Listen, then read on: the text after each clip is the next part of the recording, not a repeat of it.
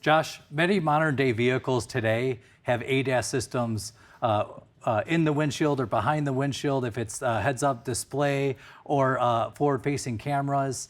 What do you actually suggest with the shops that are replacing or RNIing a windshield? I think let's start with getting rid of the misnomer that's out there about whether the calibration is required because the glass was replaced. And the way I see it get explained a lot in social media, which by the way is not a technical resource, but I see it get explained this way a lot, is you start by, you got a glass to replace, okay? And it's a static calibration car. Let's just set that as the expectation. So you start by turning off the key, disconnecting the battery, leaving the camera plugged in, hanging from the harness. Let's not worry about whether that's going to damage the harness in any way. And then you replace the glass, take the camera, put it in the new bracket. It's still plugged in.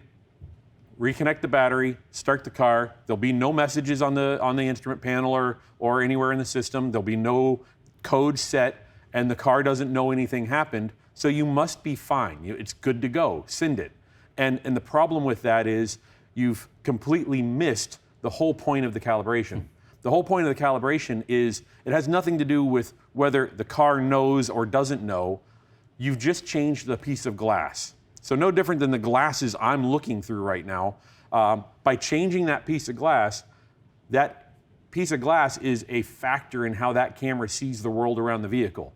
And so the calibration is meant to retrain the software that's using that camera as a sensor in how to interpret its surroundings. And so you're doing that by setting up a target at a specific distance, et cetera, et cetera, et cetera, right? All those things that we've talked about. But here, by not doing that, you're leaving the old input. You're leaving the old calibration routine in the system. And now, you may not know it when you test drive the vehicle. It may be close enough that you don't notice a difference in how it's performing.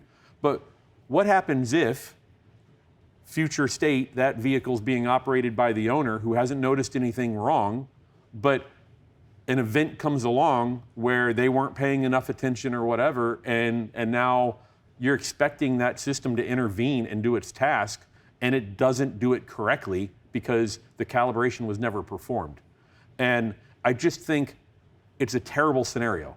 So, absolutely the calibration has to be performed every single time the glass is being replaced, along with all the other factors out there that can influence that. And it's scary with forward-facing cameras because if a shop is not calibrating a vehicle because they don't see a DTC code or they just assume that the car is going to learn itself and not actually read the OEM procedure saying that you have to. Right. And this is why, because the car doesn't know. So many things can happen. And like you said, the car can fail, or you only know the calibration is going to fail when the car fails and possibly hits somebody or hurts somebody. Exactly. And so with sublet vendors, because not a lot of shops replace their own glass. They use a lot of sublet vendors. Do you feel like there's a lot of confusion where the sublet vendors just assume that the shop is going to be calibrating and the shop just assumes that the glass company is calibrating the car? Yeah, I think stated another way, I think there's a lot of times where the repairer, the collision repair shop, assumes that by transferring that task, they're also transferring all the liability and responsibility for that task being performed correctly to the sublet vendor that they're working with, okay?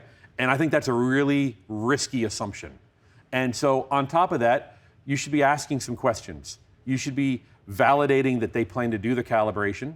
You should be validating that where they're going to do the calibration and what equipment they're going to use to do that calibration, and what documentation you're going to get back that you can hold on to that they performed it and that all of that was done correctly, per your understanding.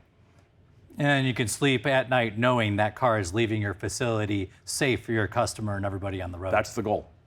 If you found today's tip helpful, please hit the thumbs up, subscribe to the channel, and share the video.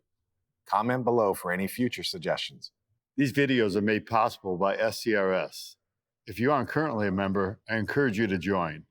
Visit scrs.com or use the link in the description below.